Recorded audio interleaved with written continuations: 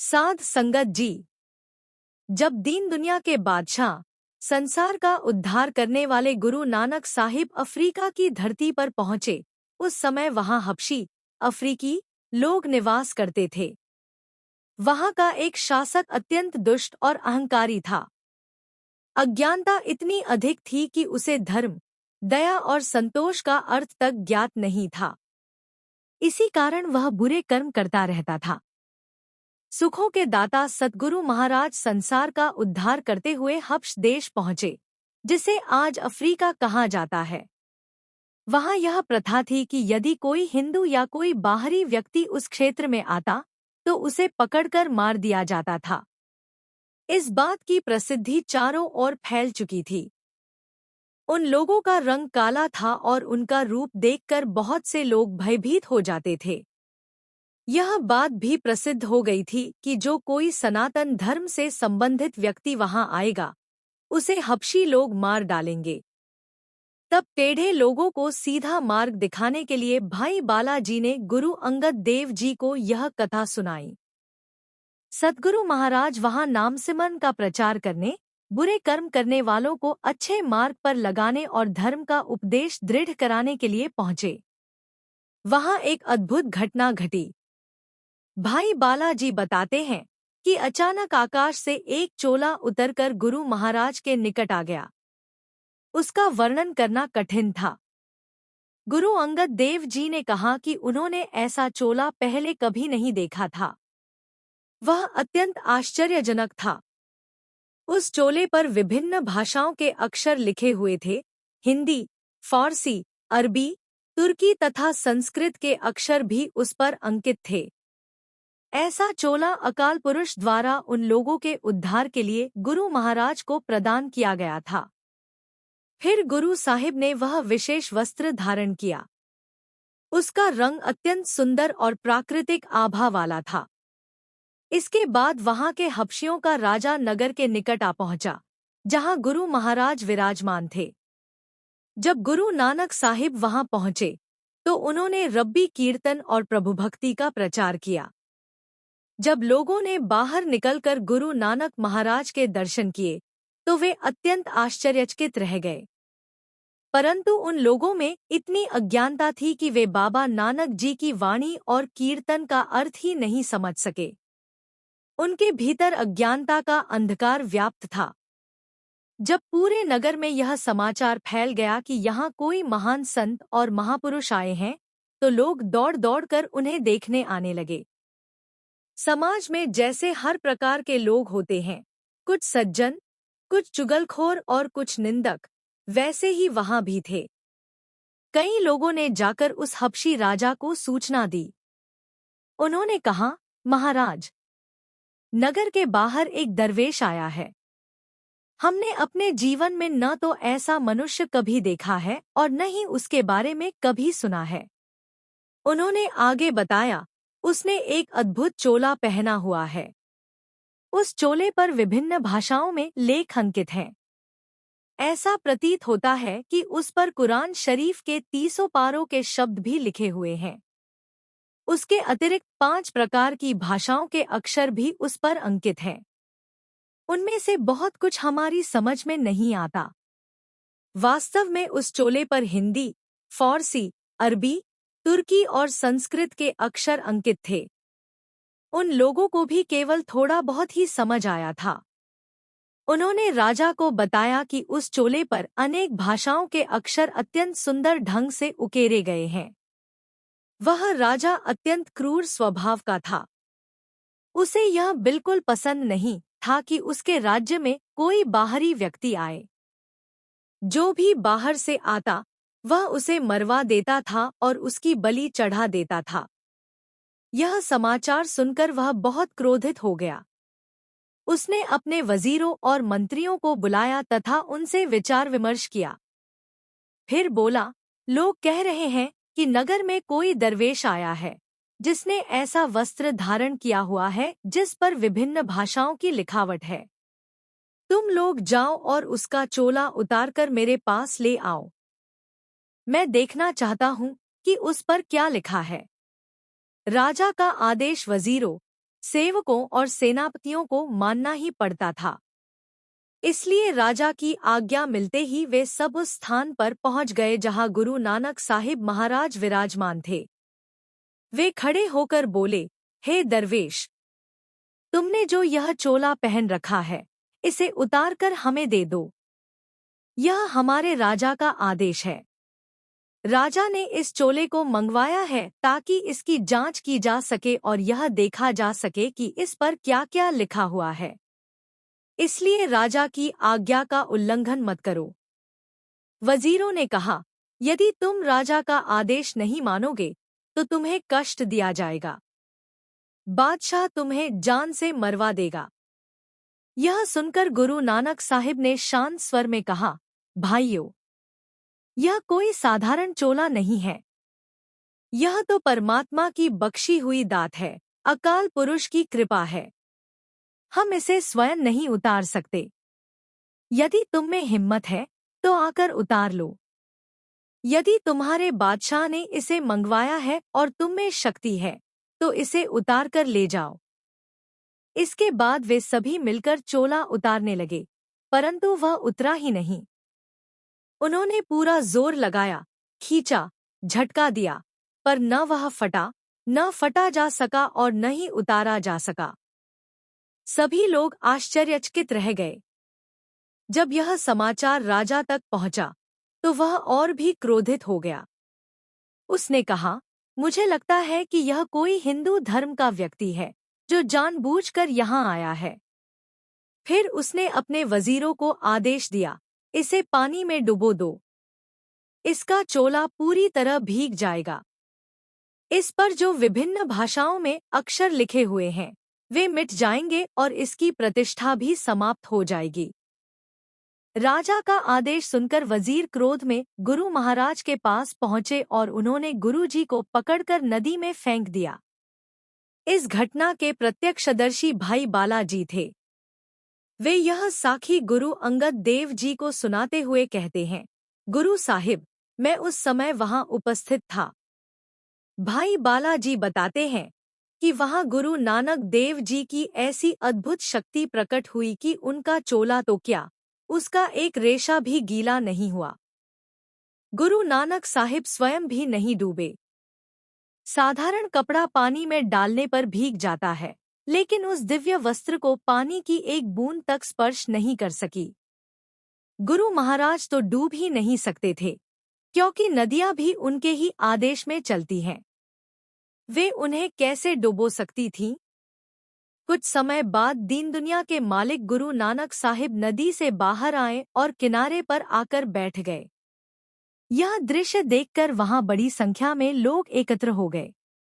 पुरुष, स्त्रियां और अन्य लोग आश्चर्य से यह तमाशा देख रहे थे। वे सोच रहे थे कि जिसे नदी में फेंका गया था वह न तो डूबा और न ही उसके वस्त्र भीगे। गुरु महाराज ने विचार किया कि ये लोग धर्म के मार्ग से भटके हुए हैं। प्रेम और उपदेश के शब्दों से भी अभी तक नहीं समझ पाए हैं। इसलिए उन्हें सही मार्ग दिखाने और सत्य का बोध कराने के लिए एक दिव्य लीला प्रकट करनी पड़ेगी। यह किसी प्रकार की प्रसिद्धि पाने या अपना नाम करवाने के लिए नहीं था, बल्कि भटके हुए लोगों को सच्चे मार्ग पर लाने के लिए था। जब लोगों ने यह चमत्कार देखा कि नदी में फेंकने के बाद भी न गुरुजी डूबे और न ही उनके वस्त्र भीगे, तो वे अत्यंत आश्चर्यचकित हो गए। अंत में उन्होंने कहा, चलो यह समाचार बादशाह को जाकर बताते हैं। वजीरों ने जाकर बादशाह को समाचार दिया और कहा, महाराज, हमने उसे नदी में डुबाने का पूरा प्रयास किया, लेकिन वह डूबा ही नहीं। यह सुनकर बादशाह हैरान हो गया और बोला, ऐसा कैसे हो सकता है कि कोई डूबे ही नहीं? यदि पानी में नहीं डूबता तो इसका दूसरा उपाय है।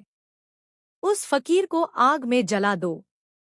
बहुत सारी लकड़ियां इकट्ठी करो, बड़ी आग जलाओ और उसे उसमें डाल दो।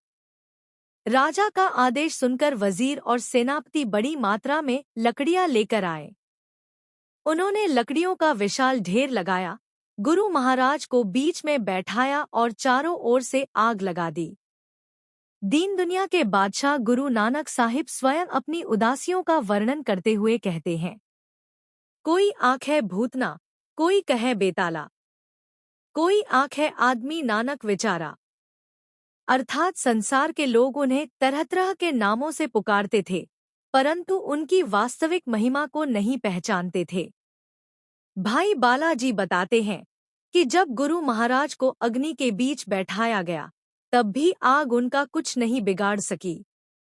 गुरु जी के शरीर के एक भी रोम को आंच तक नहीं आई। उल्टे अग्नि स्वयं शीतल हो गई, मानो अग्निदेव ने गुरु साहिब को प्रणाम किया हो। लकड़ियां जलकर राख हो गईं, लेकिन गुरु महाराज उसी स्थान पर पूर्ण तेज और शोभा के साथ विराजमान रहे। जब वजीरों ने यह सब देखा, तो वे फिर राजा के पास गए और कहा, महाराज, यह अद्भुत घटना हुई है। पानी में डुबोया तो नहीं डूबा, आग में जलाया तो नहीं जला। यह सुनकर राजा और भी क्रोधित हो गया। उसने कहा, यह कोई साधारण फकीर नहीं है, यह कोई जादूगर या करामाती व्यक्ति लगता है। यह बिना किसी उद्देश्य के यहाँ नहीं आया होगा। फिर उसने आदेश दिया, यदि यह पानी में नहीं मरता और आग में भी नहीं जलता, तो इसे मेरे सामने लाओ। मैं स्वयं देखता हूँ कि यह कैसे नहीं मरता। इसके बाद गुरु महाराज को राजा के सामने लाया गया। राजा ने उन्हें अपने निकट बुलाया और आमने सामने बैठाया। परंतु उस राजा को यह ज्ञान नहीं था कि जिनके सामने वह बैठा है, वे तो समस्त मानवता के कल्याण के लिए आए हुए हैं। वही गुरु नानक देव जी हैं, जिनकी वाणी सबके लिए समान है, जो हिंदुओं के गुरु और मुसलमानों के पीर कहलाते हैं। लोग उन्हें प्रेम से बाबा नानक शाह फकीर कहकर स्मरण करते हैं। लेकिन अज्ञानता के कारण राजा उनकी वास्तविक महिमा को नहीं पहचान सका। वह यह नहीं समझ पाया कि गुरु महाराज तो उसे और उसके राज्य के लोगों को सत्य का मार्ग दिखाने और उनका उद्धार करने आए हैं। इसके विपरीत उसने गुरु साहिब को कष्ट देने और दंडित करने का प्रयास जारी रखा। हबशी राजा ने बहुत बड़े बड़े पत्थर मंगवाए। वह अत्यंत कठोर हृदय वाला था। उसके भीतर न दया थी, न करुणा। जन्मों जन्मों की अज्ञानता और अहंकार की मैल उसके मन पर जमी हुई थी। उसका केवल रंग ही काला नहीं था, बल्कि उसका हृदय भी अंधकार से भर गया था। यदि किसी मनुष्य का रंग सांवला या काला हो, लेकिन उसका हृदय निर्मल हो, तो परमात्मा उसका भी उद्धार कर देता है।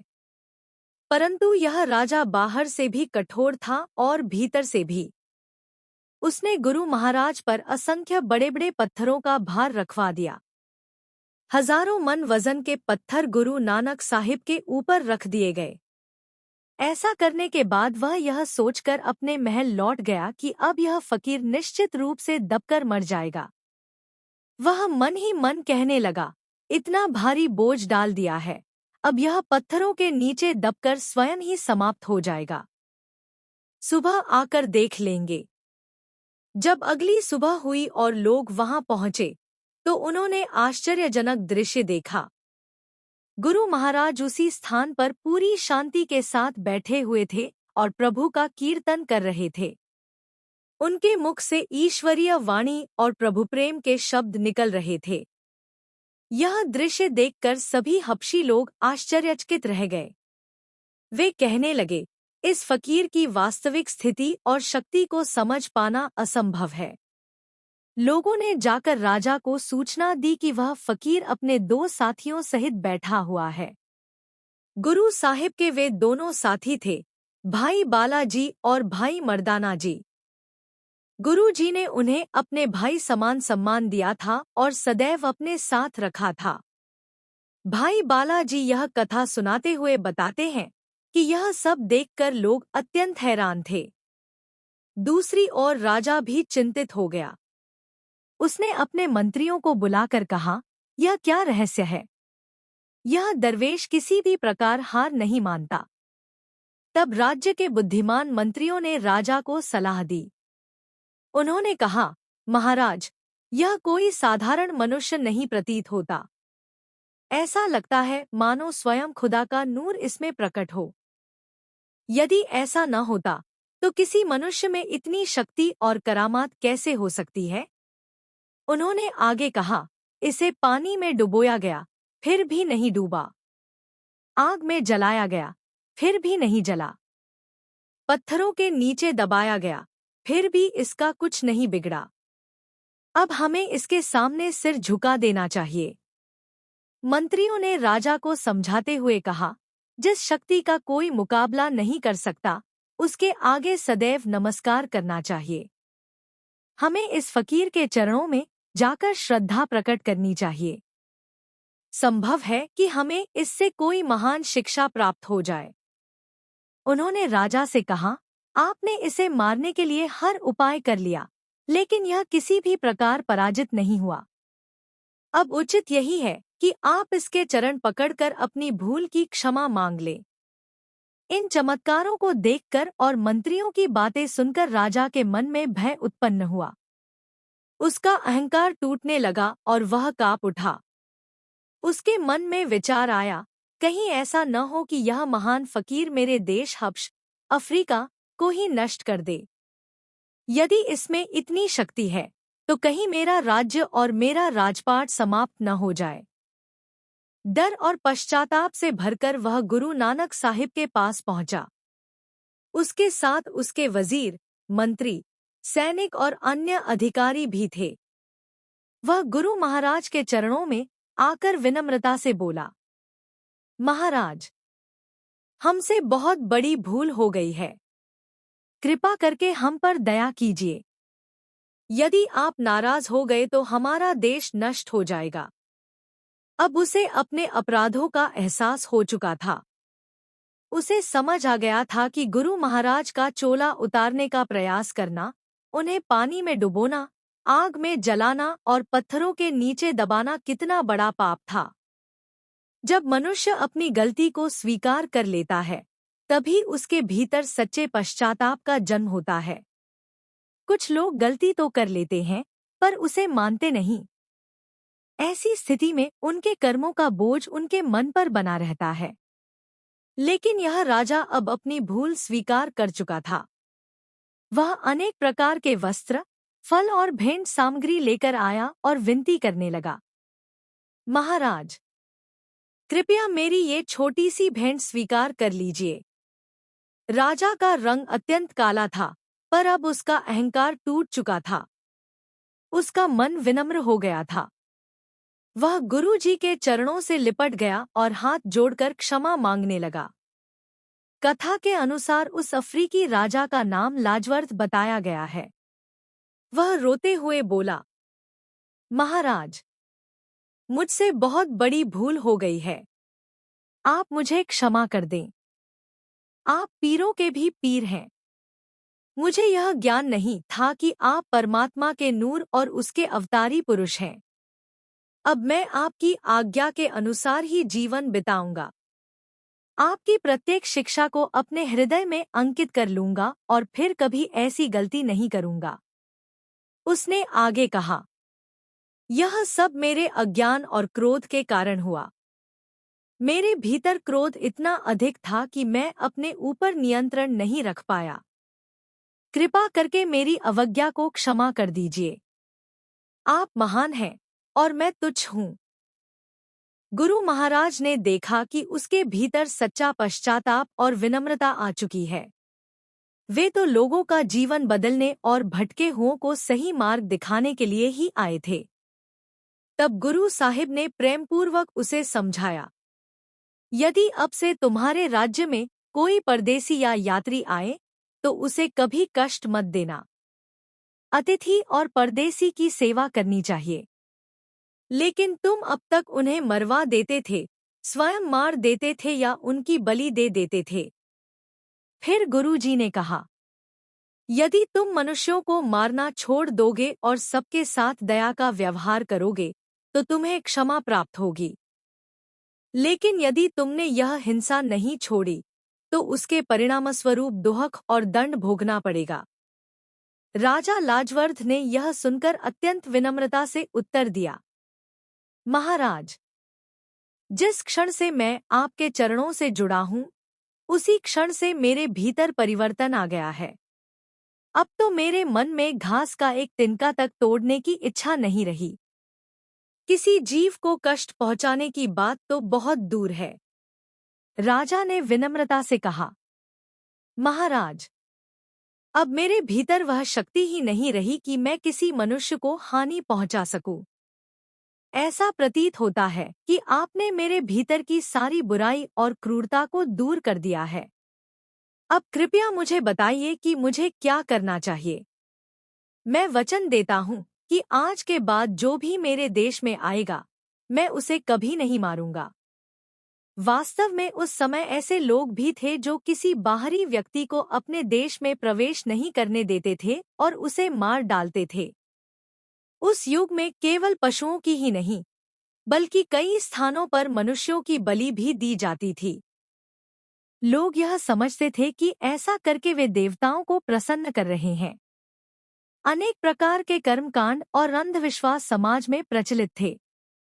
जिस प्रकार उस समय गुरु की शिक्षा लोगों को अंधविश्वास से बाहर निकालती थी, उसी प्रकार आज भी गुरु की वाणी मनुष्य को अज्ञान और भ्रम से मुक्त करने का मार्ग दिखाती है।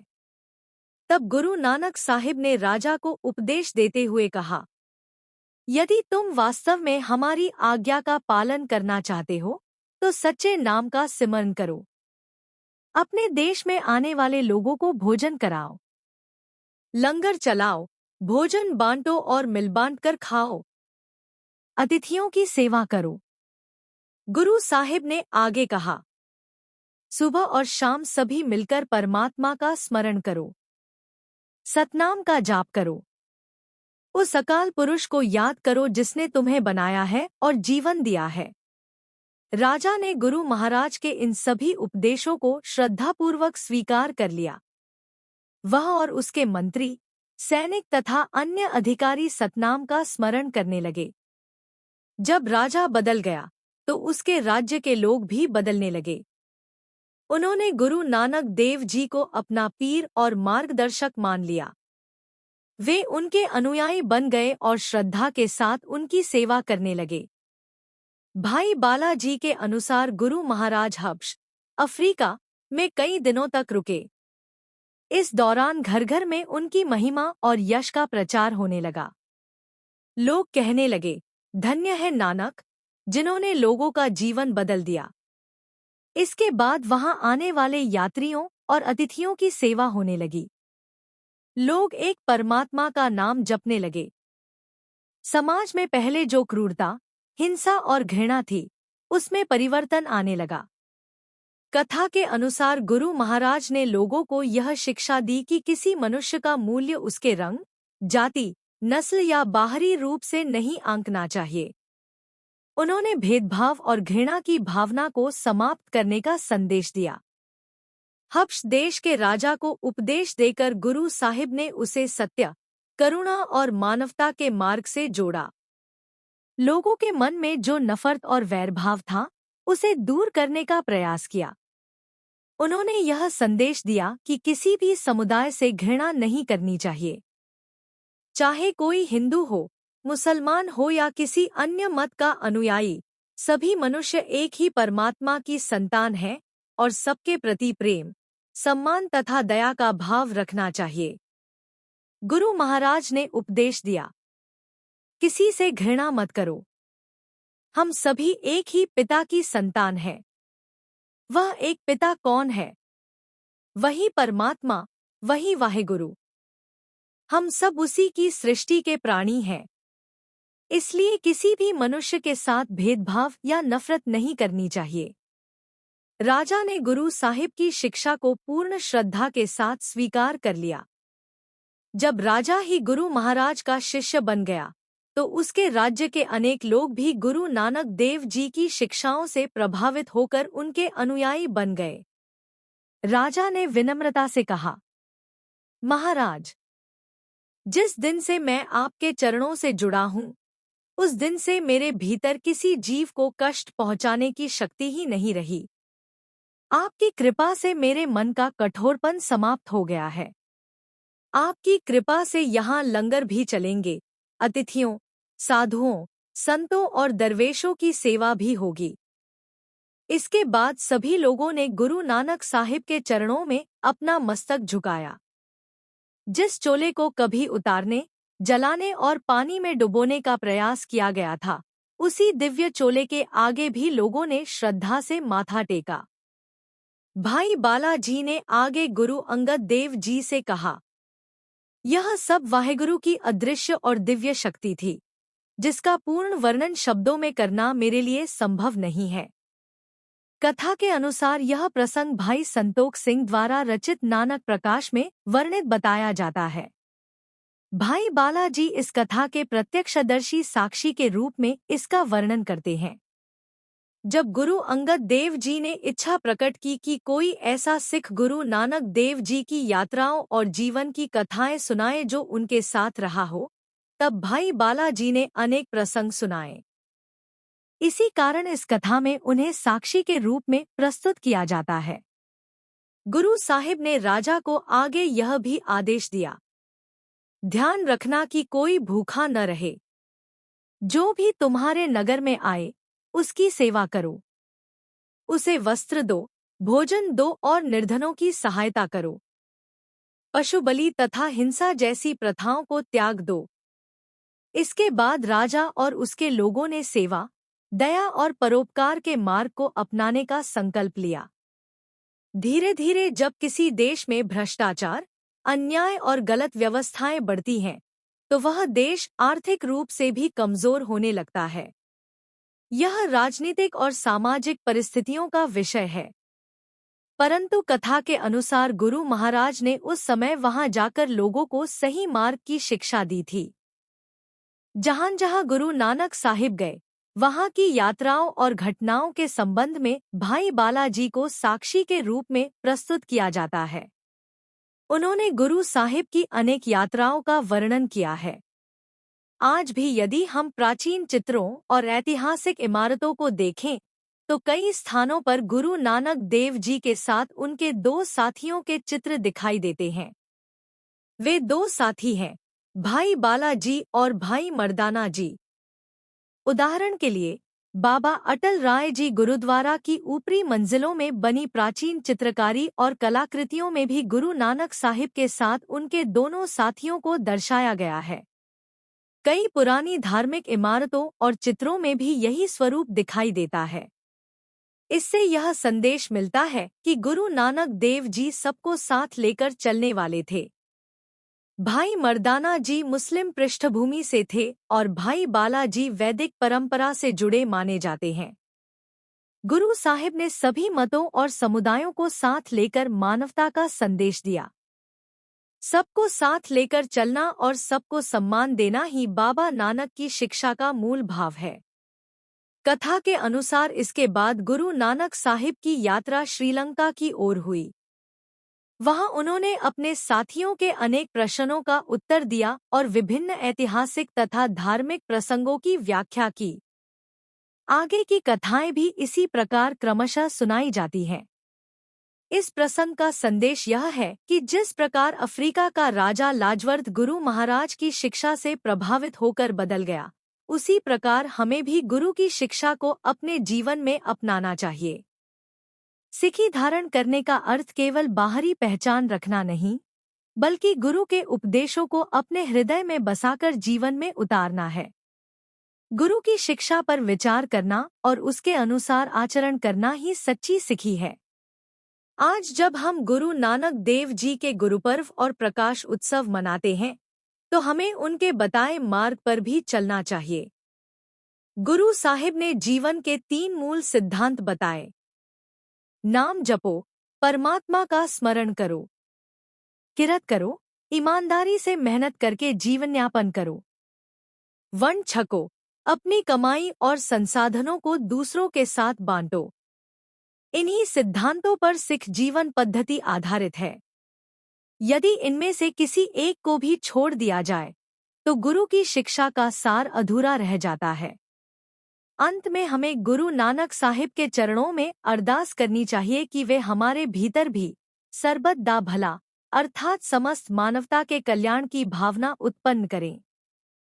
यदि इस कथा को सुनाने या समझाने में कोई भूल हुई हो तो क्षमा कीजिए।